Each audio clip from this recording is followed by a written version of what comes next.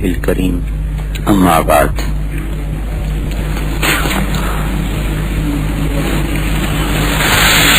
میرے بھائی اور دوستو، دنیا کے انسانوں پر جو سب سے بڑا حادثہ اور سب سے بڑی مصیبت آنے والی ہے وہ موت ہے۔ اکبر فضاعت، حدیث میں آتا ہے کہ ابن آدم پر سب سے بڑی آفت جو آنے والی ہے وہ موت ہے، اور انسانی فطرت یہ ہے کہ یہ چھوٹی چھوٹی آفتوں کے بارے میں بھی سوچتا ہے، منصوبے بناتا ہے، پروگرام بناتا ہے، کل کی سوچ رکھتا ہے۔ جتنی بھی اللہ نے مخلوق پیدا کی ہے، اس میں کوئی مخلوق ایسی نہیں جو کل کے بارے میں سوچتی ہو۔ چونٹی غلے اکٹھے کرتی ہے، شہد کی مکھی شہد بناتی ہے، کل کی سوچ سے نہیں، اپنی فطرت سے مجبور ہو کر۔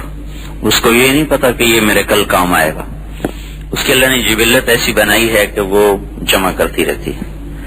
انسان سوچے سمجھے منصوبے کے مطابق کل کے لیے سوچتا ہے۔ اللہ تعالیٰ بھی ہمیں کل کے لیے پریشان کر رہا ہے، فکر مند کر رہا ہے۔ اتقوا اللہ، ڈرو، وَلْتَنْظُرْ نَفْسٌ مَا قَدَّمَتْ لِغَدٍ، دیکھو کل آگے کیا بھیج رہے ہو۔ اور اللہ کا نبی بھی کہہ رہا ہے کہ غداً الحساب ولا عمل، کل حساب ہونے والا ہے اور عمل کوئی نہیں کر سکتا اس وقت۔ تو یہ سب سے بڑی آفت اور مصیبت ہے کہ انسان یہ دنیا چھوڑ جاتا ہے۔ کتنے ارمانوں سے آپ لوگوں نے گھر بنائے ہوئے ہیں، اور ہر شخص نے، حتیٰ کہ ایک چڑیا بھی گھونسلہ بڑے شوق سے بناتی ہے، ایک بجڑا وہ چھوٹا سا، وہ بھی بڑے شوق اور ذوق سے اپنے تنکے اکٹھے کرتا ہے اور اپنے لیے گھونسلہ بناتا ہے۔ یہ ہر جاندار کی فطرت ہے کہ رہنے کے لیے کوئی نہ کوئی ٹھکانہ تو بناتا ہے۔ کتنے ارمانوں سے انسان گھر بناتا ہے اور پھر خاموشی سے چھوڑ کے لوگوں کے کندھوں پہ سوار ہو کر جا کر وہ اندھیر کوٹھڑی میں جا کے سو جاتا ہے۔ اسپین سے کمبل منگوائے سونے کے لیے، 10 برس بھی سونے نہ پائے تھے کہ ہمیشہ کے لیے مٹی کی چادر اوڑھ کے سو گئے۔ بڑے سارے ڈیزائن دیکھ کر پلنگ بنوائے، بیڈ بنوائے، اور جب اٹھے تو ایک پل میں اٹھ کے چلے گئے اور جا کر مٹی کے بستر پہ ہمیشہ کے لیے سو گئے۔ اپنی خوابگاہ میں بڑی ڈیزائن کی لائٹیں لگوائیں، بڑے اس کے لیے خوبصورت قمقم میں بلب لگوائے، اور چند دن بھی نہیں رہنے پائے تھے کہ اٹھ کے اندھیر کوٹھڑی میں جا کے سو گئے۔ ہر وقت اپنے گھر کو چمکانے والے جا کر وحشت اور تنہائی کے گھر میں اور کیڑوں کے ساتھ جا کے سو جاتے ہیں۔ بدن پہ ایک چیونٹی آ جاتا آدمی اس کو جھاڑ دیتا ہے، مار دیتا ہے۔ آج اس کے بدن پر کروڑوں کیڑے پھر رہے ہیں۔ جس چہرے کو گرمی سے بچاتا ہے، سردی سے بچاتا ہے، بھوک سے بچاتا ہے، تھکن سے بچاتا ہے، اسی چہرے پر آج کیڑوں کا حملہ ہے۔ کوئی اس کی آنکھیں کھا رہا ہے، کوئی اس کی گال کھا رہا ہے، کوئی اس کی زبان نوچ رہا ہے، کوئی اس کے ٹانگوں کو لگا ہوا ہے، اور وہ پیٹ جس کو بھرنے کے لیے ساری زندگی تھکے کھاتا رہا، وہی پیٹ قبر میں سب سے پہلے پھوٹ جاتا ہے۔ اور اللہ نے فرمایا، اے میرے بندے، دنیا کو لالچ کی نظر سے مت دیکھا کرو، قبر میں سب سے پہلے تیرے وجود کو جو کیڑا کھاتا ہے وہ تیری آنکھیں ہی ہوتی، سب سے پہلے یہ شمع بجھتی ہے اور اسی کو اللہ نکالتا ہے اور کیڑوں کو کھلا دیتا ہے۔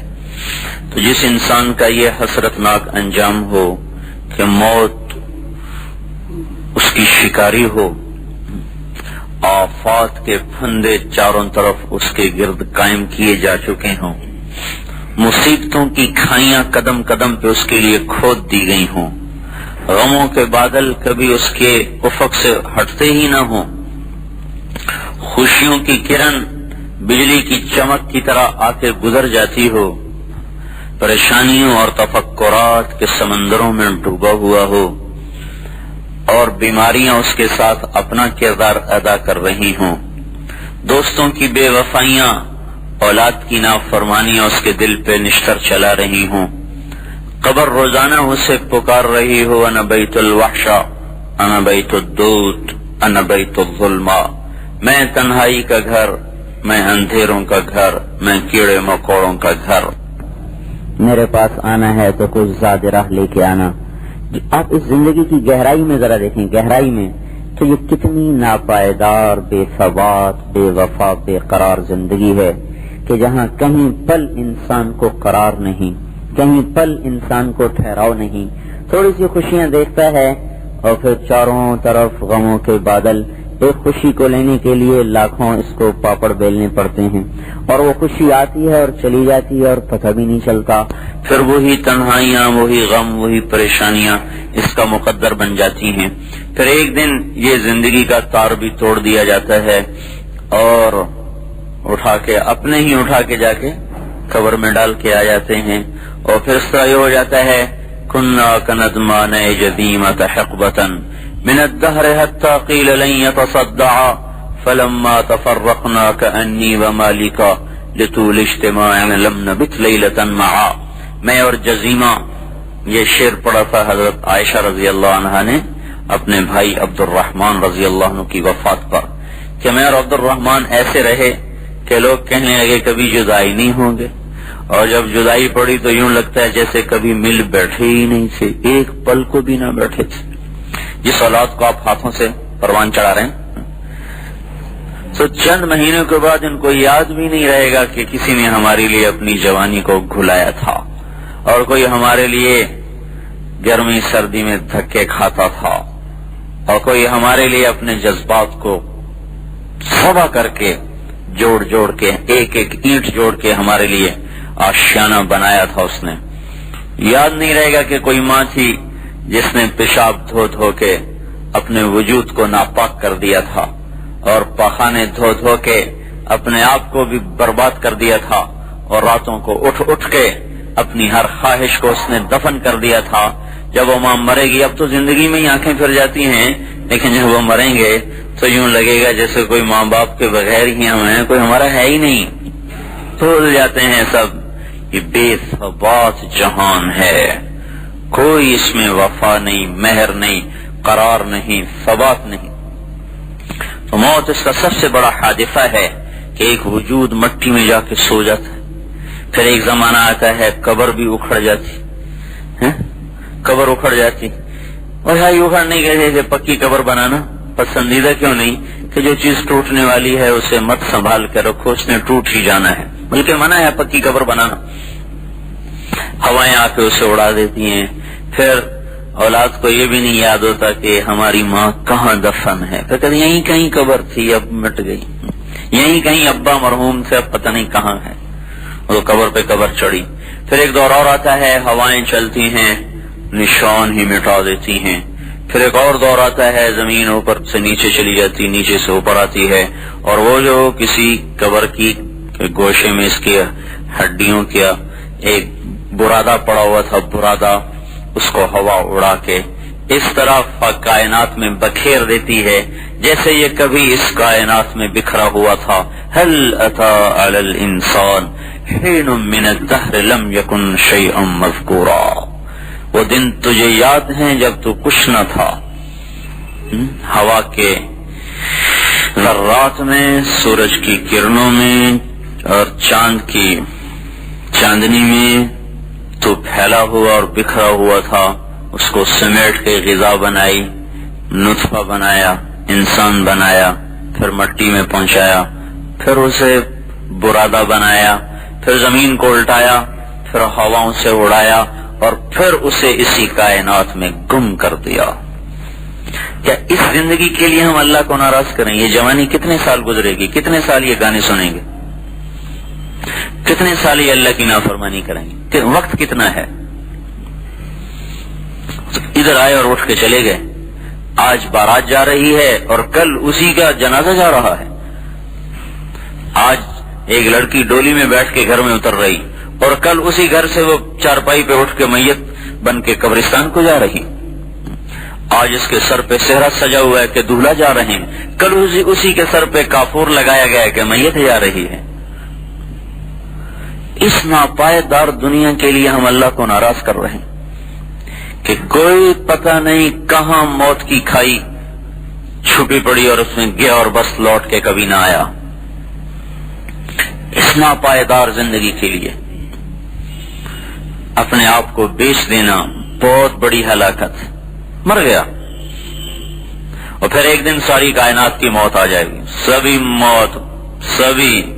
موت کا شکنجہ جبرائیل کو بھی پکڑے گا, میکائیل کو بھی پکڑے گا, اور تو اور آج اسرائیل بھی شکنجے میں آ جائے گا. یہ دیکھو پڑا ہوا ہے.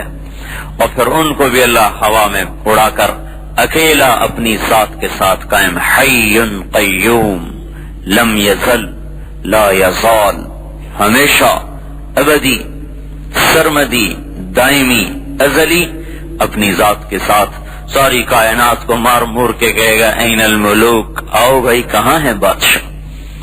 من کان لی شریکا فلیات, کوئی شریک ہے تو آ جائے.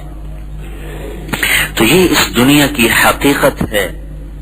تو کیا یہ کہانی یہاں ختم ہو جاتی ہے کہ آئے اور مر گئے اور چلے گئے؟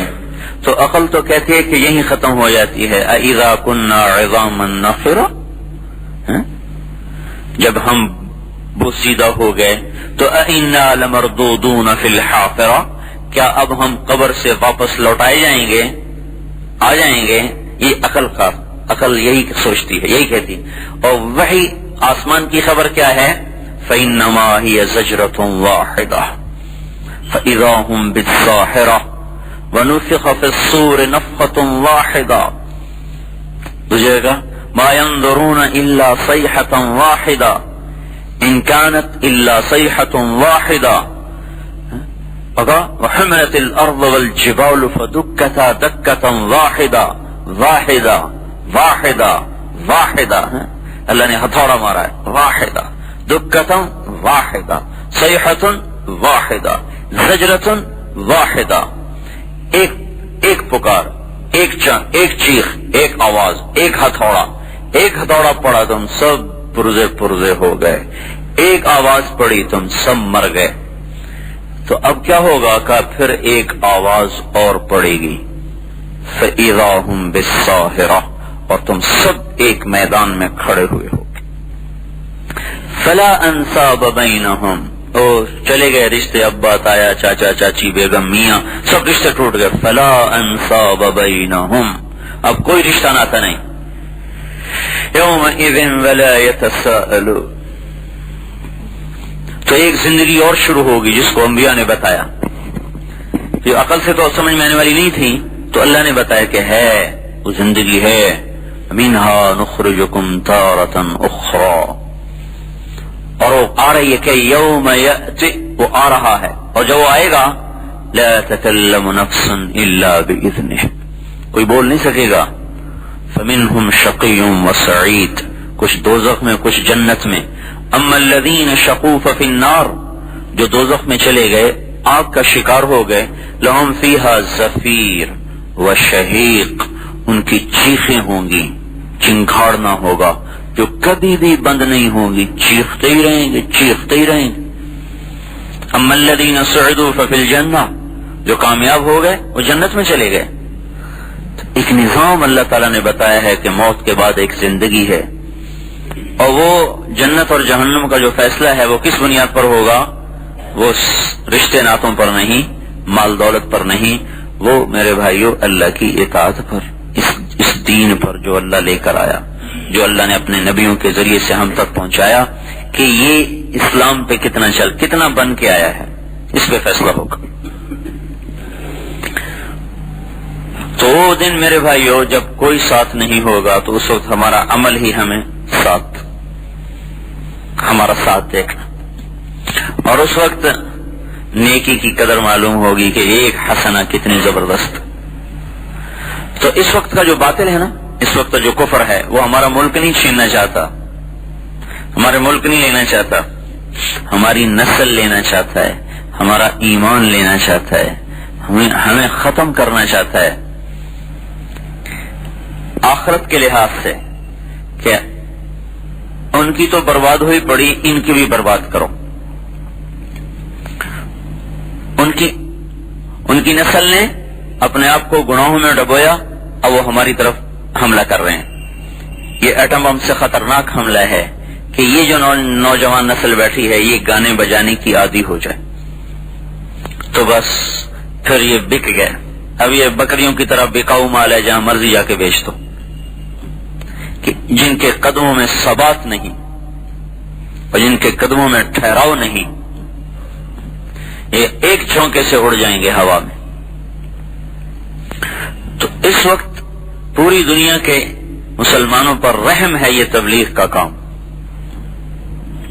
کہ دیکھو نا سارا باطل محنت کر رہا ہے کہ ان کی نسل کو خراب کر دو، ان کی نسل کو خراب. پوری اسکیم ہے. ہماری جماعت آ رہی تھی بیلجیم سے انگلینڈ بحری جہاز، 4 گھنٹے کا سفر تھا.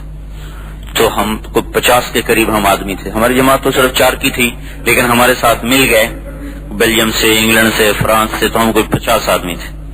تو ہم نے وہاں اذان دی، مغرب کی نماز پڑھی، پھر اذان دی، عشاء کی نماز پڑھی.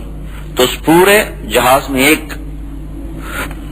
فضا قائم ہو گئی، ایک وقار بن گیا. نماز اتنا طاقتور عمل ہے. 1978 میں ایک آیا تھا پادری عبد المجید اس کا نام تھا، فرانس میں رہتا تھا. وہ مسلمان ہوا تیونس کی ایک جماعت کو دیکھ کر. اس جماعت کے امیر کا نام تھا عبد المجید، تو اس نے اپنا نام بھی عبد المجید رکھا. جب وہ ریمنڈ میں آیا تھا تو وہ کم از کم 75 برس سے اوپر تھا، 75-80 کے درمیان تھا، لمبا. تو اس نے بتایا کہ میں 30 برس سے قرآن پڑھتا تھا، لیکن قرآن کے مطابق کسی کو دیکھتا نہیں تھا. یقین تھا قرآن حق ہے، لیکن کوئی نظر نہیں آتا تھا. تو ایک یہ جماعت مل گئی، ان کو دیکھ کے کا کچھ مجھے خوشبو آئی، ان کو اپنی گرجے میں ٹھہرایا، خود بھی مسلمان ہوں. پھر وہ کہنے لگا کہ میں آپ کو 2 باتوں کی وصیت کرتا ہوں. ایک تو یہ کہ آپ کا یہ جو لباس ہے، پگڑی ہے، داڑھی ہے، کرتا ہے، شلوار ہے، اس کو نہ چھوڑیں چاہے آپ جہاں ہوں. اس میں جو طاقت ہے وہ کسی چیز میں طاقت نہیں ہے، جو آپ کا ظاہری حلیہ ہے. دوسری چیز کیا ہے کہ جب آپ یورپ میں پھریں تو اذان دے کے باجماعت نماز پڑھیں. یہ 2 باتیں خنجر کی طرح سینے میں لگتی ہیں. 75 برس جو پادری رہا ہو یہ اس کا نچوڑ بتا. پھر دعا کرتا تھا یا اللہ میری فرانس میں موت نہ آئے، کسی مسلمان ملک میں موت ہے. سو چلے کے لیے گیا ہوا تھا تیونس، وہیں انتقال ہوا، وہیں دفن ہوا. تو ایک فضا بنی تو انہوں نے فوراً ٹی وی کھول دیے اور اسلام کی جو تضحیق شروع ہوئی لندن، اس کے وہ جو ڈوور تھی بندرگاہ، وہاں پہنچنے تک مسلسل وہ نے پروگرام چلایا صرف اسلام کی تضحیق اور مذاق. تو وہ تو بیدار ہیں، وہ تو سوئے نہیں. انہیں ہمارے گھروں میں اپنا، ہماری نسل کو اپنا بنا لیا. ہمارے گھروں میں احسان عظیم اور مسلمانوں پر کہ پھر ان کو مسجد والا بناتا. جب تک ایک طبقہ یہ ذمہ داری نہیں محسوس کرے گا، مطلب آپ لوگ نمازی ہیں نا مسجد میں، کہ اس کریں کہ ہماری نسل طرف جا رہی ہے اور ان کو اللہ کے عذاب سے بچانے کے لیے ہم کوشش کریں. یہ عمل اللہ کے غیبی نظام کو ساتھ کر دیتا ہے. انہم یکیدون کیدا فاکید کیدا فمہل الکافرین امہلہم رویدا. یہ آیت اس وقت زندہ نہیں ہے، یعنی موجود، عمل میں نہیں. کیا کہہ رہے ہیں اللہ تعالیٰ؟ یہ بھی تدبیر کریں اور میں بھی کر رہا ہوں. جب اللہ تدبیر کرے گا کافروں کے خلاف، پھر کون اللہ سے آگے بڑھ سکتا ہے؟ قد مکروا مکرهم وعند اللہ مکرهم وان کان مکرهم لتزول منه الجبال. ان کا بھی مکر ایسا ہے کہ پہاڑ ٹوٹ جائیں، پر ہمارے بھی تو ہاتھ میں زمین آسمان ہے، ہم ان کے مکر کو چلنے نہیں دیں گے. تو میرے بھائیو، یہ تبلیغ کا کام آپ کا اپنے اوپر بھی احسان ہے. ساری فضاؤں میں وہ سالوں جو مسجد سے متعلق نہیں، ان کو آخرت کی بات سننے کو نہیں ملتی. انہیں پتہ ہی نہیں کہ موت کی بھی کوئی تیاری چیز کسی چیز کا نام، اور آخرت کی تیاری بھی کسی چیز کا نام. تو ہم خود یہ ذمہ داری محسوس کریں کہ اپنے دین کو بھی بچانا ہے، اپنے ایمان کو بھی بچانا ہے، اور اس پوری حضور صلی اللہ علیہ وسلم کی امت کے ایمان کو بچانا ہے. جس رخ پر یہ چل رہے ہیں ان کو ہلاکت کی طرف لے جائیں، اور اس ہلاکت سے بچانے کے لیے راستہ کوئی نہیں سوائے اس کے کہ یہ لوگ توبہ کریں. اگر یہ توبہ نہیں کرتے تو اللہ تعالیٰ کا غیبی نظام ہمارے خلاف چلتا رہے گا. چنگیز خان کے قاصد پر ظلم کیا. علاء الدین خارزم کے گورنر، اس کا نام تھا انیل جق، اس نے ان کو لوٹ لیا، مال بھی لوٹ لیا، بندے بھی قیدی کر لی. جو چنگیز خان نے علاء الدین کے پاس وفد بھیجا کہ یہ تیرے گورنر نے ظلم کیا ہے، یہ ہمیں اس کا تلافی کرو. تو اس بے وقوف نے ایک قدم اور آگے بڑھایا، اس نے پورے وفد کو ہی قتل کروا دیا. ایک آدمی کو چھوڑا، اس کی آدھی داڑھی کاٹ دی، آدھی مونچھیں کاٹ دی، آدھی بھویں کاٹ دی، کہا جاؤ چنگیز کو میرا یہ جواب دے دو. تو وہ بیکال جھیل ہے روس میں، وہاں شکار کھیل رہا تھا. جب یہ آدمی پہنچا تو اس نے کہا کہ یہ میرے ساتھ ہوا ہے. تو ایک ٹیلے پر چڑھ گیا اور کہنے لگا کہ اے مسلمانوں کا خدا، مجھ پہ ظلم ہوا ہے تو میری مدد کر ان ظالموں کے خلاف. ایران میں جب وہ داخل ہوا ہے اور مسلمانوں کا لشکر آمنے سامنے ہوا ہے تو ایک اہل اللہ میں سے نکلے جہاد کے لیے تاتاریوں کے خلاف. تو دیکھا فرشتے چنگیز کے لشکر کے پیچھے کھڑے ہوئے اور کہہ رہے ہیں ایھا الکفر اقتلوا الفجر، اے کافروں کی جماعت، ان ظالموں کی جماعت کو قتل کرو. تو چنگیز وہ عذاب بن کے اترا مسلمانوں پر کہ 44 بڑے بڑے شہر جن کی آبادی 20 لاکھ سے متجاوز تھی اس نے ایسے برابر کر دی، آگ لگا دی. بامیان ہے نا افغانستان میں، بامیان، یہاں اس کا پوتا قتل ہو گیا لڑائی میں. چغتائی جو تیسرے نمبر کا بیٹا تھا اس کا، چغتائی، اس کا بیٹا لڑائی میں قتل ہوا. تو جب وہ شہر فتح ہوا تو اس نے کہا اس شہر کے کتے اور بلے بھی ذبح کر دیے جائیں، کوئی زندہ نہ چھوڑے، معصوم بچے بھی ذبح ہو گئے، اور مرد عورت بوڑھے سب.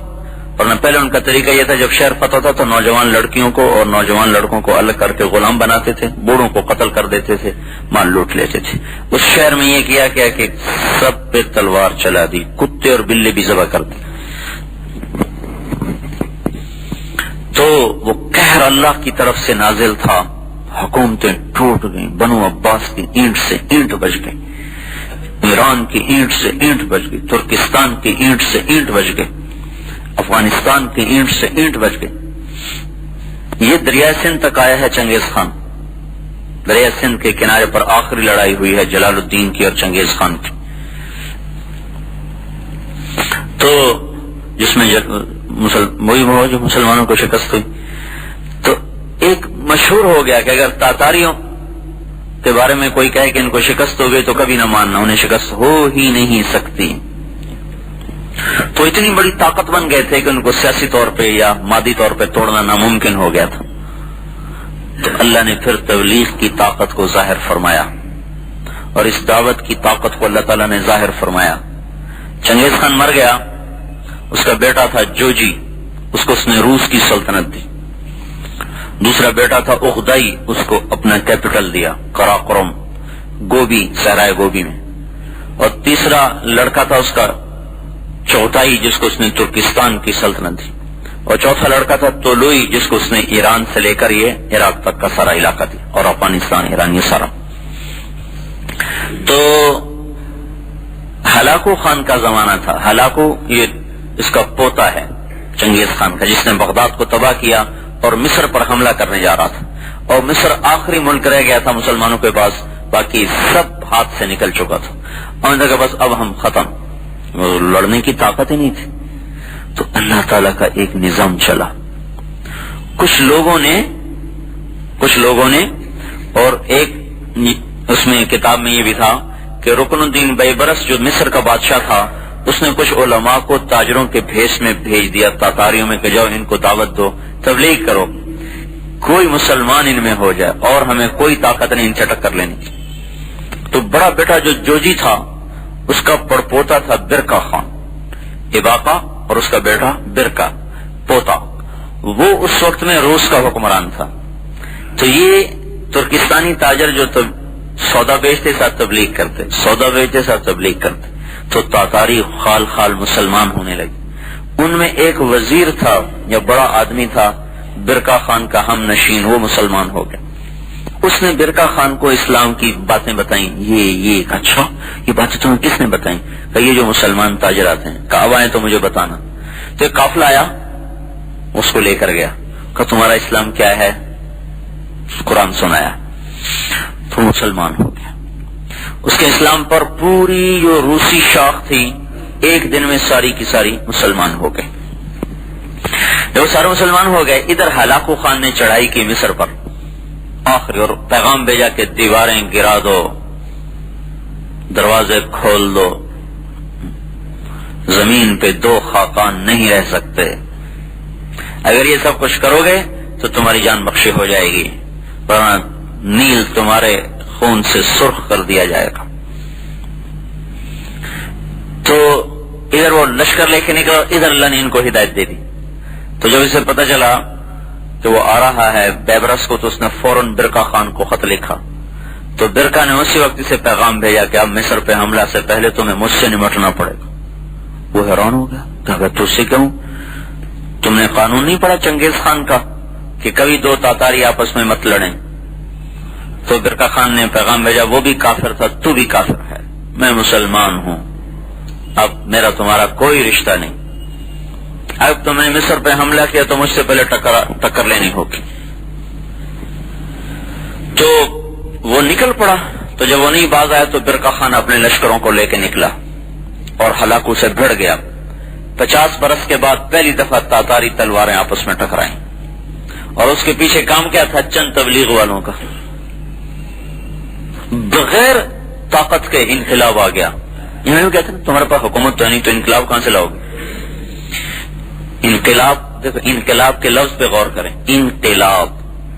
انقلاب ہے قلب سے، قلب دل کا پلٹ جانا، یہ ہے اصل معنی انقلاب کا۔ پھر اس کو مجازی طور پہ استعمال کرتے ہیں، تختہ الٹ دیا، حکومت لے لی، سیاست پہ آ گئے، اس کو انقلاب۔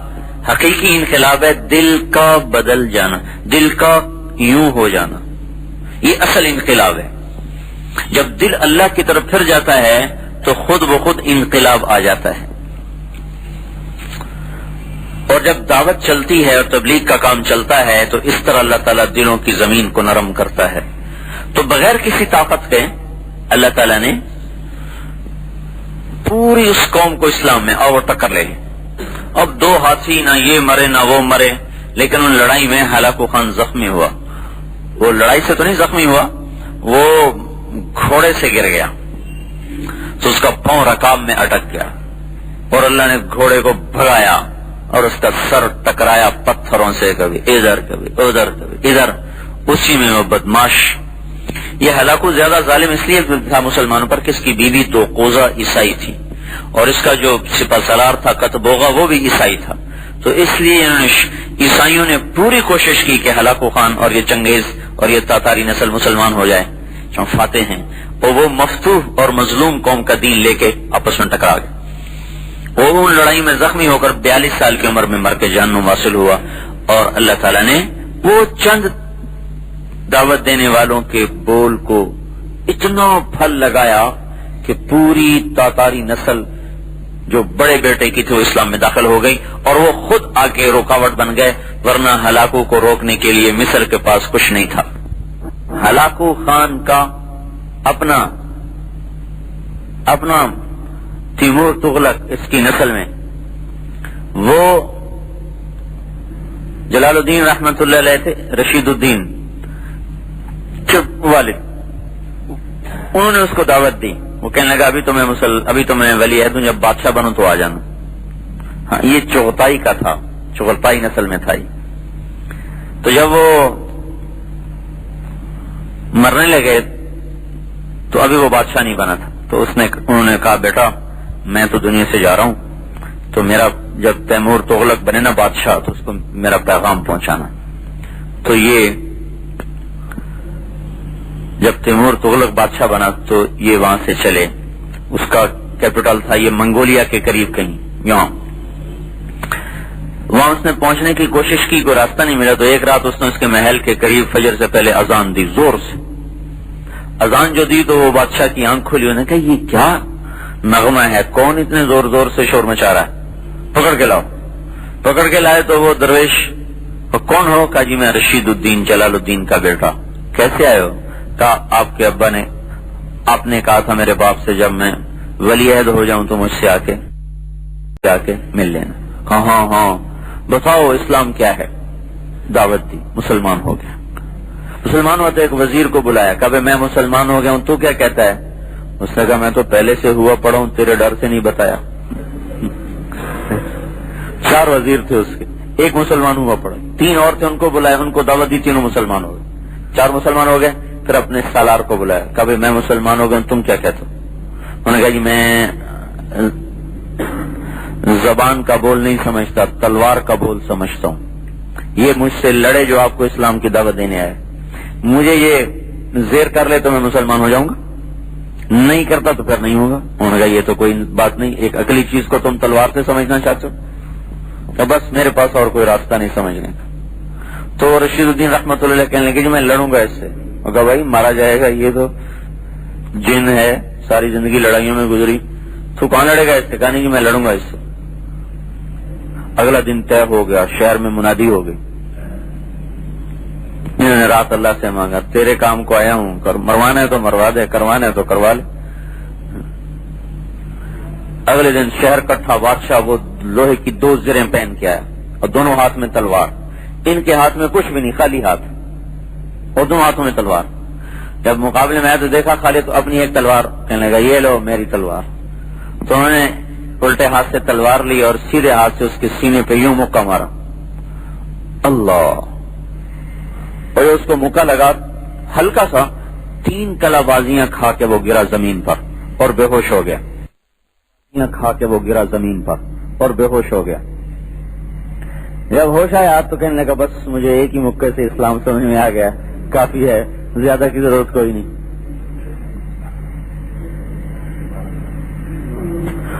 تو اس بادشاہ کے ہاتھ پر 10 لاکھ تاتاری مسلمان ہوئے۔ منگولیا میں اس کی قبر اب بھی موجود ہے، اس کی قبر کے اوپر اب بھی یہ سارا لکھا ہوا ہے کہ بادشاہ شاہ تاتار، جس کے ہاتھ پر 10 لاکھ تاتاری مسلمان ہوئے۔ تو وہ چند لوگ کتنا بڑا احسان کر گئے مسلمان امت پر، جو تبلیغ کرتے تھے۔ اگر وہ تاتاری مسلمان نہ ہوتے تو دنیا کی کوئی طاقت ان کو زیر نہیں کر سکتی تھی۔ جو 3 دن بغیر کھائے پیے گھوڑے کی پشت پہ دوڑتے چلے جائیں، زیادہ پیاس لگتی تھی تو ایسے گھوڑے کی پشت میں خنجر مارتے تھے، اس میں سے خون نکلا وہ پی لیا، یہ ان کا پانی تھا۔ ایسی قوم سے کون ٹکر لے سکتا تھا؟ اللہ نے انہی کو مسلمان کر دیا۔ اور اب تاتارستان میں ایک بھی کافر نہیں، سارے تاتاری آج بھی مسلمان ہیں، روس میں جو رہتا تھا تاتارستان۔ تو وہ ہم تہرائی کو سمجھیں، ات کو بڑا عظیم و شان کام دیا ہے۔ آپ اپنے گزار کے تو ہر کوئی چلا ہی جائے گا، کیوں نہ اس طرح گزرے کہ بعد میں آنے والی نسلوں کے لیے پر بھی ہم احسان کر کے جائیں، اور ہمارے لیے نامہ اعمال کھلا رہے، مرنے کے بعد بھی ہمارے لیے ثواب کے سلسلے چلتے رہیں۔ اس میں اپنے ایمان کی بھی حفاظت ہے، باہر کی فضا تو دیکھیں۔ تو اس لیے بھائی گزارش یہ ہے کہ آپ خود اپنی طور پر مسجد میں نماز پڑھنے، یہ بھی ٹھیک ہے، لیکن ختم نبوت سے مناسبت ہے تو یہ سوچیں کہ اور کتنے ہیں جن کو مسجد میں لانا ہے۔ اپنی گلی میں سوچیں کتنے لوگ ہیں جو مسجد میں آتے ہیں، کتنے نہیں آتے، جو نہیں آتے ان کو سلام کرنا۔ اپنی گلی میں آپ دیکھیں، اپنے گھر میں دیکھیں، میرے گھر میں کتنے نماز پڑھتے ہیں، کتنے نہیں پڑھتے، میں ان کو کیسے نماز پلاؤں۔ میری گلی میں کتنے ہیں جو نماز نہیں پڑھتے۔ یہ پہلے اور بعد نہیں کہ پہلے گھر والے پھر بعد میں، سب ایک ہی وقت میں، اپنے گھر والوں پر بھی ہو، ساتھ والوں پر بھی ہو، برابر والوں پر بھی ہو، یہی سنت ہے۔ جیسے ہمارا ہے نا ایک غلط بات کہ پہلے اپنے گھر والوں کو سمجھاؤ پھر اوروں کو سمجھاؤ، گھر والوں کو بھی سمجھاؤ، پہلے نہیں، گھر والوں کو بھی اوروں کو بھی۔ اسے کہ اگر یہ بات ہوتی تو تو پھر جب تک بنو ہاشم مسلمان نہ ہوتے تو آپ کسی کو تبلیغ نہ کرتے. اور بنو ہاشم میں صرف 2 آدمی مسلمان ہوئے مکی زندگی میں، ایک حضرت علی، ایک حضرت عباس اور ایک حضرت عقیل یا حضرت جعفر رضی اللہ، 4 جو معروف آدمی. بنو ہاشم آپ کا خاندان، قبیلہ نہیں خاندان، آپ کے خاندان کے مسلمان چچا میں حمزہ اور عباس 2 آدمی، 2 چچا، باقی کوئی مسلمان نہیں ہوا. اور آگے ان کی اولادوں میں علی، عقیل اور جعفر رضی اللہ تعالیٰ عنہ، باقی کوئی مسلمان نہیں ہوا. تو اگر یہ ہوتا نا پہلے گھر والوں کو تبلیغ کرو، پھر پڑوسیوں کو کرو، پھر محلے کو کرو، پھر شہر کو کرو، پھر ملک کو کرو، پھر جہان کو کرو، تو پھر آپ ساری زندگی مکے میں رہتے، مدینے نہ جاتے. مدینے میں کل 250 آدمی مکے میں مسلمان ہوئے اور اب مکہ چھوڑ کے مدینے چلے گئے. پھر دوسری بات کیا تھی؟ پھر خاندان ہے، پھر قبیلہ، تو پھر آپ قریش کو محنت پر دعوت دیتے. جب تک قریشی مسلمان نہ ہوتے آپ کسی اور کو دعوت نہ دیتے. یہ بات بھی نہیں ہے، کیونکہ ہدایت اللہ کے ہاتھ میں ہے. کیا پتا کس کو اللہ دے دے، لہذا سب پہ محنت کرو. خدا نہ خاص تو اولاد کے مقدر میں نہیں، پڑوسی کی اولاد کے مقدر میں ہے. اس کو نہ ملے تو اس کو تو مل جائے. پھر تو نوح علیہ السلام تبلیغ کر ہی نہیں سکتے تھے، ان کے بیٹے تو آخر تک مسلمان نہیں ہوا. تو کہتا میں کیسے اوروں کو بات کروں، میرا تو بیٹا ہی مسلمان نہیں. اپنی بیوی مسلمان نہیں ہوئی تو کیا کہتے میری بیوی مسلمان نہیں، پہلے اسے مسلمان کروں پھر اوروں کو کروں. کیونکہ کسی کو ٹھیک کرنا ہمارے ذمے نہیں، ہاں ٹھیک کرنے کی محنت کرنا ہمارے ذمے. جیسے ڈاکٹر کسی کو ٹھیک نہیں کر سکتا، ٹھیک کرنے کی محنت اس کے ذمے ہے. شفا نہیں دے سکتا، شفا تک پہنچانے کی محنت اس کے ذمے ہے. دوائی دے، نسخہ دے، پھر بدلے، پرہیز بتائے، علاج بتائے، آپریشن کرے، لیکن شفا وہ اوپر سے آئے گی. تو ہمارے ذمہ ہے کہ ہم اپنے محلے پر، گھر پر، اولاد پر، پڑوسیوں پر محنت کریں. پتہ نہیں کس کو اللہ پہلے ہدایت دے دے. وہ بلال کی سنو، حضرت بلال کا کرتے تھے، یا اللہ تیرا شکر ہے تو نے ہدایت اپنے ہاتھ میں رکھی. اگر ہوتی تیرے نبی کے ہاتھ میں، پہلے بنو ہاشم کو دیتا پھر قریش کو دیتا، پتہ نہیں بلال کا نمبر آتا کہ نہ آتا. پہلے بنو ہاشم لیتے، پھر قریش لیتے، پھر مکے والے لیتے، پھر عرب لیتے، پھر پتہ نہیں بلال کا نمبر آتا کہ نہ آتا. میرے مولا تیرا کرم ہے، تو نے اپنے ہی ہاتھ میں رکھی، جسے چاہ دے دیا. وحشی کے آپ نے قتل کا حکم دیا، جہاں ملے قتل کر دو. ہو کلمہ پڑھ کے مسجد میں آ گیا.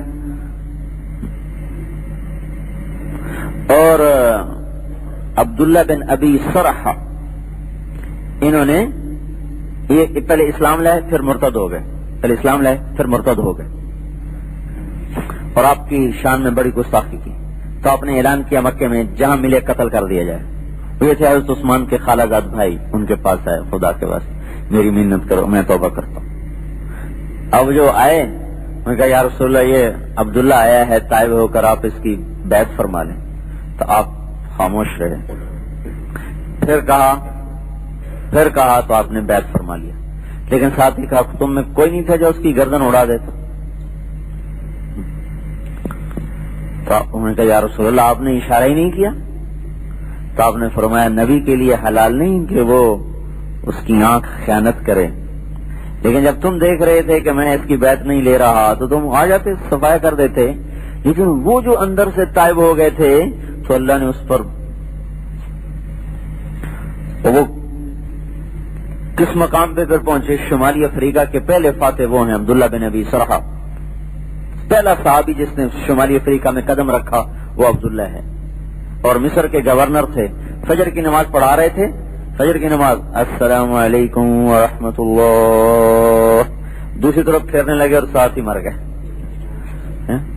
اس طرح اللہ کی بارگاہ میں پہنچے. پتہ نہیں کس کے مقدر میں ہدایت ہے. تو اپنے گھر پر بھی محنت کرنی ہے کہ میں بھی اللہ کے حکم پہ چلوں. میرے بھائی، میری بہنیں، میری ماں، میرا باپ یا میاں کہ میری بیوی، میرے بچے. پڑوس پر بھی، محلے پر بھی، شہر پر بھی، ملک پر بیک وقت. تو روزانہ کی محنت ہے. اپنے گھر پر، گھر میں تعلیم کریں، یہ گھر کے لیے محنت.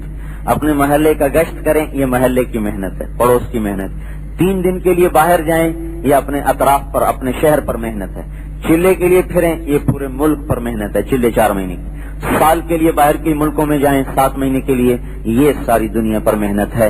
یہ نظام محنت ہے اس ساری تبلیغ کی جتنی بھی نقل و حرکت ہے، اور یہ اس چیز کے گرد گھوم رہی ہے کہ ہر شخص کو محنت کرنے والا بنایا جائے، چونکہ کوئی انجیکشن نہیں کہ لگا دیا جائے تو وہ جنید بغدادی بن جائے، ایسا کوئی انجیکشن نہیں۔ نہ کسی ولی کی اولاد فاسق نہ ہوتی، کسی نبی کی اولاد میں کوئی کافر نہ ہوتا۔ لوط علیہ السلام جیسا اولو العظم پیغمبر، بیوی کافر۔ جو نہیں لے گا اللہ نہیں دے گا، جو لے گا اللہ ضرور دے گا، اس تک ہدایت پہنچائے گا اللہ تعالیٰ، لیکن طلب ہو، اگر طلب نہیں تو کوئی نہیں دے سکتا۔ تو ہمارے یہاں جہالت ہے نا، ایک نظر پائی تے بیڑا پار کرتا ہے، ایک نظر پانے سے ڈاکٹر تو بنتا نہیں، کوئی دیکھا؟ ایک نظر ڈالی اور ڈاکٹر بنا دیا، اگر کوئی یوں کہے تو یہ بات مانی جائے گی؟ ایک نظر ڈالی اور اسے انجینئر بنا دیا، گوڈے جڑ جاتے ہیں پڑھ پڑھ کے تب بھی ڈاکٹر نہیں بنتا۔ تو متقی بننا کوئی اتنا آسان کام ہے کہ ایک نظر ڈالی اور متقی بن گیا؟ اللہ کا محبوب بننا یوں ہوتا ہے؟ یہ دین کی عظمت کے نہ ہونے کی وجہ سے یہ ہے۔ ادھر سلام پھیرا تو سب کو عالم بنا دیا، ادھر سلام پھیرا تو سب کو حافظ بنا دیا۔ میں کہ ایڈا سوکھا 33.5 سال ہو گئے، گوڈے نار جڑ گئے، حالی تین سے علم نہیں حاصل کر سکے۔ یہ ایڈا ہی سوکھا بنا چھڑے، این ویکھیا تو عالم بن گئے، تو ادھے ویکھیا تو حافظ بن گئے۔ یہ قرآن کی عظمت کوئی نہیں دل میں، نہ علم کی عظمت ہے۔ میں جب کالج پڑھتا تھا نا تو میں سمجھتا تھا 6 مہینے میں آدمی مولوی بن جاتا ہوگا، اب پتہ چلا 30 برس گزر گئے اب بھی نہیں بنے۔ تو یہ عظمت ختم ہوئی پڑی ہے کہ محنت کا دستور کو نباجی کو ایک نظر ہی کو ہو جائے بس جی، سنتا نظر چاہیے تھی۔ وہ خدا کے بندے خود بھی تو دھکے کھا، اولاد کے پیچھے پڑ، چلو اسکول چلو اسکول چلو اسکول، لے جاؤ کسی اللہ والے کے پاس، ایک نظر پا دے ڈاکٹر بن جائے۔ کبھی کیا بتاؤ، کسی نے کیا؟ ایک نظر پا دے بس انجینئر بن جائے، ہو سکتا ہے؟ نہیں، اللہ کر سکتا ہے، اللہ کر سکتا ہے، لیکن اللہ پاک کی سنت ہے محنت کے ساتھ جوڑا ہے۔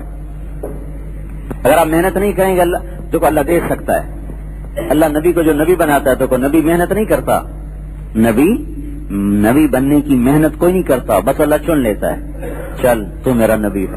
موسیٰ علیہ السلام آگ لینے جا رہا ہے، چل تو میرا نبی ہے، چل۔ اللہ کو قدرت ہے، لیکن اللہ کا ایک دستور ہے، ہمیں گھر بیٹھے روٹی نہیں دے سکتا، کیا مشکل ہے؟ جنت میں جو کھلائے گا، مطلب ایک آدمی کا قد، مطلب اس میرے خیال میں اس گنبد کے برابر تو سر ہوگا، تو منہ کتنا بڑا ہوگا؟ 60 ہاتھ جو قد ہوگا، 60 ہاتھ، اور ہاتھ ہوتا ہے نا ہاتھ، ذراع، یہ شرعی پیمانہ ہے نا، ذراع 25 انچ کا ہوتا ہے، 25 انچ یعنی 2 فٹ اور 1 انچ، تو کتنا ہو گیا یہ؟ 130 فٹ تقریباً۔ 130 فٹ جس کا قد ہو تو اس کا معدہ کتنا بڑا ہوگا، منہ کتنا بڑا ہوگا، وہ پھر وہ کھاتے ہوئے پاخانہ کوئی نہیں، پیشاب کوئی نہیں، کوئی ہاضمولہ، کوئی چورن کوئی نہیں، کوئی پھکی کوئی نہیں، کوئی کارمینہ کوئی نہیں، جو کھایا فوراً ختم، جو کھایا فوراً ختم۔ اگر وہ 1 کروڑ سال کھاتا رہے، کھانے کی لذت ختم نہیں ہوگی، پیٹ کی طلب ختم نہیں ہوگی، نہ جبڑا تھکے، نہ دانت ٹوٹے، نہ زبان کٹے، اتنا تو نظام چلایا اور بٹھا کے کھلا رہا ہے۔ یہاں کہتا ہے روٹی لینی ہے تو محنت کرو، یہاں بھی کر سکتا ہے، یہاں کیوں نہیں کیا؟ کلو بسط اللہ الرزق لعباده لبغوا فی الارض، اگر میں تمہیں بیٹھے بیٹھے کھلاؤں تم سارے ہی فرعون بن جاؤ۔ ابھی تو کوئی فرعون ہے، پھر تم سارے ہی فرعون بن جاؤ۔ کس کا جاؤ محنت کرو، دے گا اللہ، کرو محنت۔ اگر ہم بیج ڈال دیں تو کوئی ہے دنیا کی طاقت جو اس میں سے کومپل نکال دے، درخت بن کے اس میں سے پھل نکال دے؟ کتنی بڑی طاقت ہے کہ لکڑی سے مزیدار گودے والا آم نکال دیتا ہے، کتنی بڑی اس کی طاقت ہے، ایک پتلی سی شاخ سے اتنا بڑا تربوز نکال دیتا ہے، اور اس میں سرخ رنگ بھر دیتا ہے، مٹھاس بھر دیتا ہے۔ اتنا لمبی بوتل گنے کی کھڑی کر کے اس میں اللہ شربت بھر دیتا ہے، وہ 3 سال تک وہ ایک بیج چلتا ہے۔ یہاں وہ بڑی سے بڑی کمپنی بھی شربت بنا کے لکھتی ہے ایکسپائری ڈیٹ، اس کے بعد یہ ایکسپائر ہو جائے گا، لے بھائی یہ پورا سال بارش بجلی گرج چمک میں کھڑا، ایکسپائر ہی نہیں ہوتا، جب توڑو رس ٹپکائے۔ آپ حلوہ بنائیں گے تو 2 گھنٹے بعد ٹھنڈا اور خراب، اور 4 گھنٹے گزریں گے تو کیڑے پڑ جائیں گے۔ اللہ نے کیلے میں حلوہ پکا کے رکھ دیا ہے، چل بھائی جب مرضی کھا، بے دانت کے بھی کھائے, دانت والا بھی کھائے, کیسا حلوہ رکھا ہوا ہے اس میں. تو کوئی کیلے میں سے ایسا گودا نکال سکتا ہے؟ انسان عاجز ہے. تو جو اللہ اتنی طاقت سے یہ نظام چلا رہا ہے تو ہمیں بھی بٹھا کے دے سکتا ہے کہ نہیں جاؤ کوشش کرو, اس میں بھی تمہارا امتحان ہے تاکہ حرام سے بچو حلال ہو. ایسی اللہ سب کو ہدایت دے سکتا ہے, پر دین کو ایسا سستا تو نہ سمجھو بس نظر سے ہی کام بن گیا. طلب کے بغیر حضور صلی اللہ علیہ وسلم سے بڑی طلب کس کی ہوگی؟ نظر کس کی ہوگی؟ حضور صلی اللہ علیہ وسلم سے بڑی نظر کس کی ہوگی؟ ابو طالب پہ کتنی آپ کی نظر پڑی؟ ابو طالب پہ کتنی نظر پڑی آپ کی؟ اور آخر وقت کا اچھا ایک دفعہ کہے یا عم انت فقلھا احاج لک بہا عند اللہ یوم القیامہ, بس ایک دفعہ سنا دے, باقی میں جانوں میرا اللہ جانے, ایک دفعہ. اور جواب کیا آیا؟ فاصدع بأمرک لم تصبک صبابۃ ولقد صدقت وكنت قبل امينا ولقد علمت بأن دين محمد من خير اديان البرية دينا لولا الملامة او حذار مسبة لوجدتني سمحا بذاك مبينا. اوہو کیا کہا؟ اے بھتیجے کھل کے کہہ جو تو کہتا ہے, تو پہلے بھی سچا تھا, تو آج بھی سچا ہے. مجھے پتا ہے تیرے دین جیسا دنیا میں کوئی دین نہیں ہے, پر میں نے تیرا کلمہ پڑھا تو قریش کی عورتیں تانے دے گی کہ بھتیجے کے پیچھے لگ گیا, میں نہیں پڑھوں گا. طلب نہیں تھی تو رسول اللہ کی نظر نے بھی کام نہیں کیا. اس لیے بھائیو محنت کرو, محنت اللہ کے واسطے. اپنے وجود پہ محنت کریں کہ اس میں سے نافرمانی کا شوق نکل جائے, فرمان برداری کا شوق پیدا ہو جائے. اپنی نمازوں پر محنت کریں کہ اللہ اکبر کے بعد اللہ کا دھیان ہو, کسی اور کا دھیان نہ ہو. جس دن یہ نماز آپ کو نصیب ہو گئی, اللہ کی قسم دنیا کی بڑی سے بڑی لذتیں آپ بھول جائیں گے. کیا لذت ہے دنیا کے نظاروں میں, جو نماز کے نظارے میں لذت ہے کہ جب آپ اللہ اکبر کہیں اور آپ کے دل کا تار اللہ سے جڑ جائے اور عرش کے دروازے کھل جائیں اور جنت کی حوریں دروازوں پہ آ جائیں اور آپ کی الحمدللہ عرش پہ پہنچے اور اوپر سے اللہ کا جواب آئے حمدنی عبدی, اور ٹیلی فون پہ مکالمہ شروع ہو جائے, ادھر بندہ بولا, ادھر رب بولا, ادھر بندہ بولا, ادھر اللہ بولا. اگر یہ 1 کروڑواں حصہ بھی ذرے کا نصیب ہو گیا تو ساری کائنات آپ کو مٹی کے کھلونے نظر آئیں گے. ہم تو لٹے ہوئے مسافر ہیں جس کو 50 سال میں ایک نماز بھی ایسی نصیب نہیں ہوئی. نماز تو چھوڑ, ایک رکعت چھوڑو, ایک سجدہ بھی آج تک ایسا نہیں ملا. اس لیے بھائیو محنت کرو اللہ کے واسطے. اپنے ذکر پر وہ محنت کریں کہ جب آپ اللہ کہیں تو سارا منہ مٹھاس سے بھر جائے, جیسے شہد کی مٹھاس کھانے کی, اور گلاب جامن سے جیسے منہ میٹھا ہو جاتا ہے جب آپ کہیں اللہ, تو آپ کا منہ ایسے میٹھا ہو جائے اللہ. اس میں وہ مٹھاس ہے جو کائنات کی کسی شے میں نہیں. ٹھنڈا ہو جاتا ہے دل, جیسے کسی نے تپتی سختی آگ پہ پانی ڈال دیا, بجھ گئی. ایسے گناہوں کی آگ اندر بجھ جاتی ہے اگر اللہ کے نام کو لینے کا سلیقہ آ گیا. اور بتاؤں, جس کو ایسا اللہ کا ذکر کرنا آ گیا وہ قیامت کے دن عرش کے سائے کے نیچے ہوگا. وَرَجُلٌ ذَكَرَ اللَّهَ خَالِيًا فَفَاضَتْ عَيْنَاهُ, وہ اللہ کا بندہ جس نے تنہائی میں بیٹھ کے اللہ کو یاد کیا اور اس کی محبت میں رو رہا. سب سو رہے, وہ رو رہا. وہ سونے کی لذت لے رہے, یہ رونے کی لذت لے رہا. وہ بیوی کے پہلو کی لذت لے رہے, یہ مصلے کے پہلو کی لذت لے رہا. اس کو گانے میں لذت, اس کو قرآن میں لذت. کوئی کرے تو صحیح.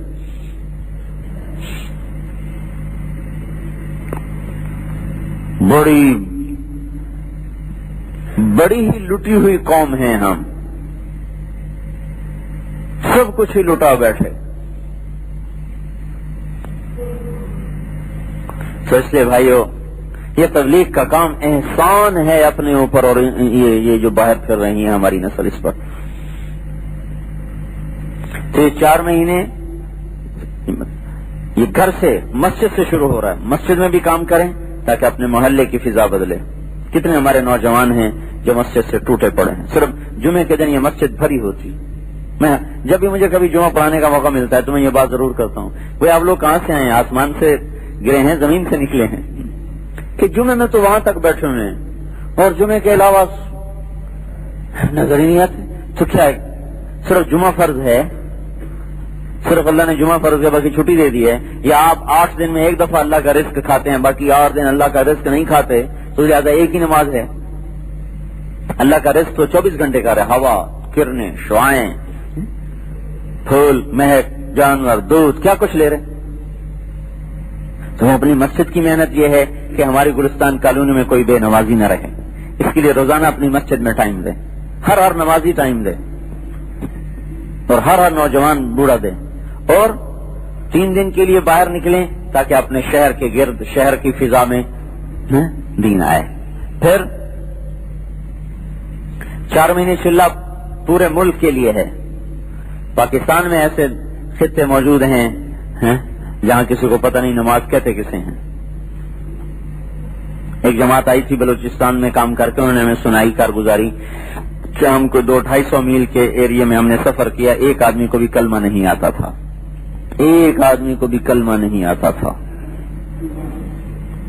اور یہ جو بلوچ رہتے ہیں، مری بلوچ، یہ کولو کا علاقہ، یہاں جب پہلی جماعتیں چلیں تو انہوں نے نماز پڑھی تو دیکھتے تھے کہ ان کو کیا ہوا. ان کی عورتیں کہنے لگی ان کے پیٹ میں درد ہے، ہاتھ یہاں پیٹ پہ باندھ کر ان کے پیٹ میں درد لگتا ہے. ان تک پہنچنا یہ چلا 4 مہینے اس کے لیے کہ ایسی جگہوں پہ جا کر آپ بلوچستان میں جائیں، لوگ اب بھی وہاں غاروں میں رہتے ہیں، وہ فقر ہے، غاروں میں گھر ہیں اور بڑی شریف طبیعت کے لوگ ہیں. کوئی ان میں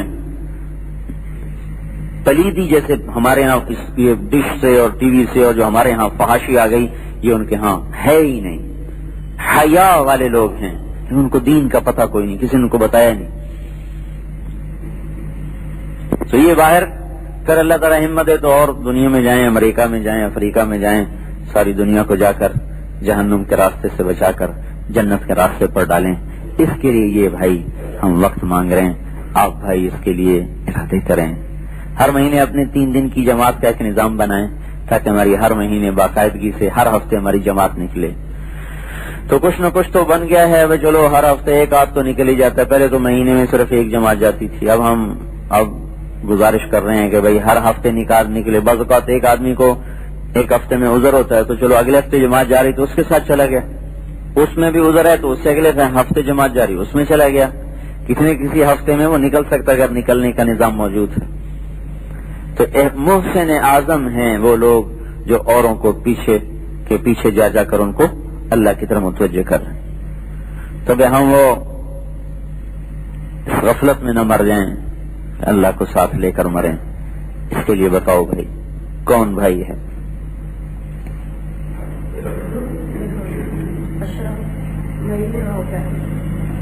ان کے 4 مہینے چلے نہیں لگے وہ تو اس کے ارادے فرمائیں. باقی اپنے اپنے ہفتے طے کر لیں.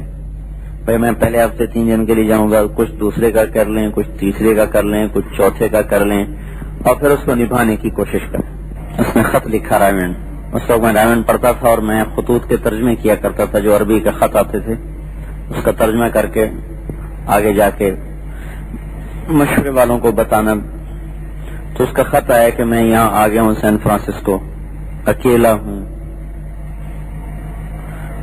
کوئی مسلمان اپنے آپ کو بتاتا بھی نہیں کہ میں مسلمان، تو میں یہاں کیا کروں. تو اس کی عمر وہ تھی کہ وہاں اس کے ضائع ہونے اور گمراہ ہونے کے جو امکانات تھے وہ 99.99% تھے. سین فرانسسکو میں تو امریکہ کی سب سے زیادہ برائی ہوتی. 2 سال پہلے ہماری جماعت بھی وہاں گئی، 8 دن ہم نے وہاں کام کیا.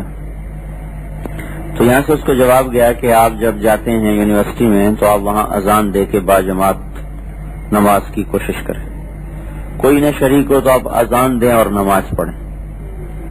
جو آپ کے ساتھ نماز میں شریک ہوں پھر ان کو آپ تبلیغ کے کام کی دعوت دیں، اس کام کی اہمیت بتائیں. 2 نمازیں اس کی آتی تھیں، ظہر و عصر. اس نے وہاں اذان دینی شروع کر دی. اذان دے نماز پڑھے. چند دنوں کے بعد کچھ اور عربوں کو غیرت آئی، نوجوان جو وہاں پڑھ رہے تھے تو ایک دوست کے ساتھ نمازی بن گئے. نماز شروع کر دی. اب انہوں نے نماز کا گشت شروع کر دی.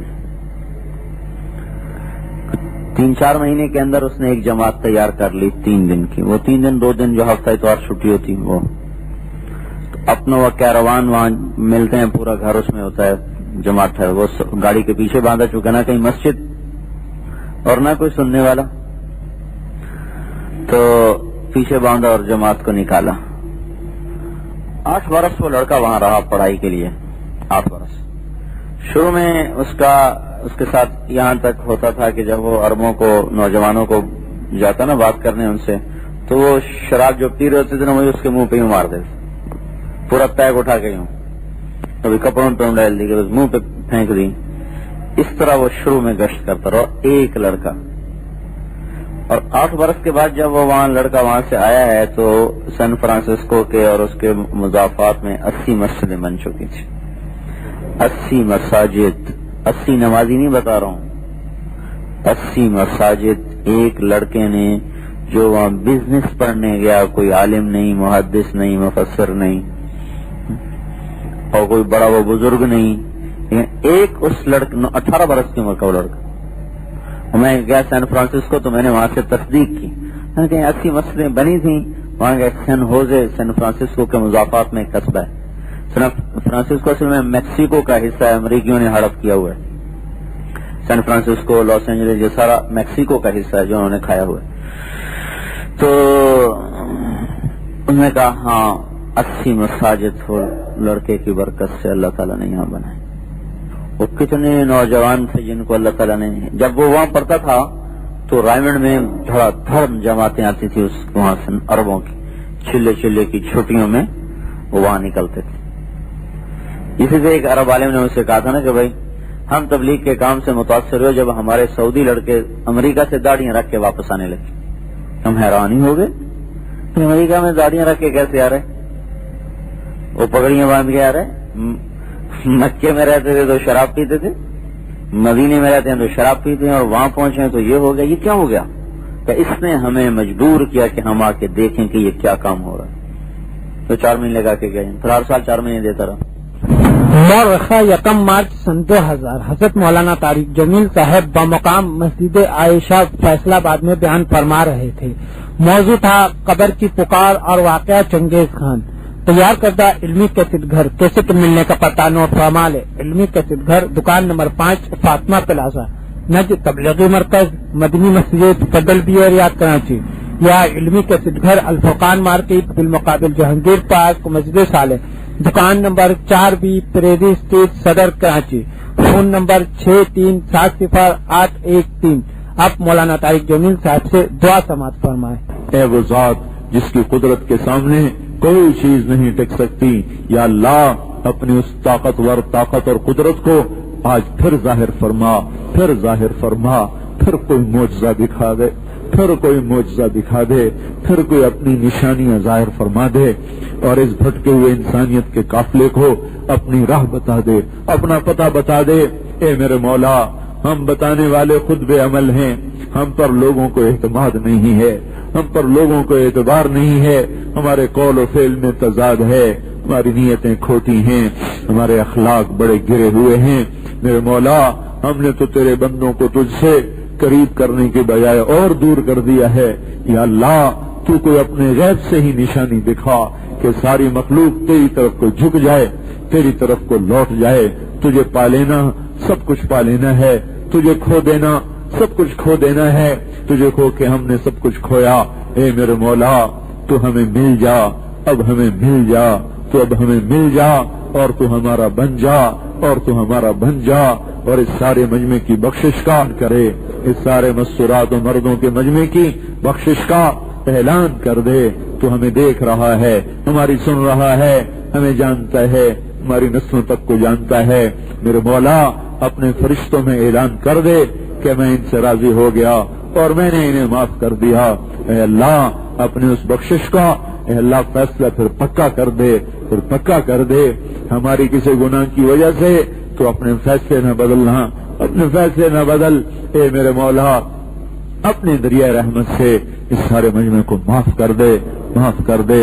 या अल्लाह हमारी दुनिया भी पूरी कर, हमारी आखिरत भी पूरी कर, हमारी ये जरूरतें भी पूरी कर, हमारी अगली जरूरतें भी पूरी कर। हम यहाँ भी रोटी के मोहताज हैं, वहाँ भी रोटी के मोहताज हैं, यहाँ भी कपड़े के मोहताज हैं, वहाँ भी कपड़े के मोहताज हैं, यहाँ भी घरों के मोहताज हैं, वहाँ भी घरों के मोहताज हैं, यहाँ भी इज्जत के मोहताज हैं, वहाँ भी इज्जत के मोहताज हैं। मेरे मौला हमारा ये जहान भी सुखी फरमा और अगला जहान भी सुखी फरमा। या अल्लाह तो हमारी जिंदगी में बरकत दे दे, तिजारत में बरकत दे दे, ज़राअत में बरकत दे दे, चीजों में बरकत दे दे, सामान में बरकत दे दे, नस्लों में बरकत दे दे। अल्लाह अपनी बरकत की बारिश भी दे दे, अपने करम की बारिश भी दे दे। मेरे मौला जमीन भी प्यासी है, फसलें भी प्यासी हैं, तेरे अल्लाह ये बेजुबान तेरी मखलूक भी प्यासी है, ये जानवर भी प्यासे हैं, चौपाए भी प्यासे हैं, ये अल्लाह तेरे बंदे भी प्यासे हैं।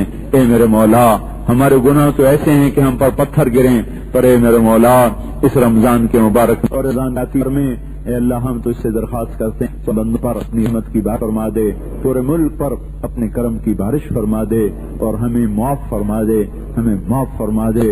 रब्बना आतिना फिद दुनिया हसना व फिल आखिरति हसना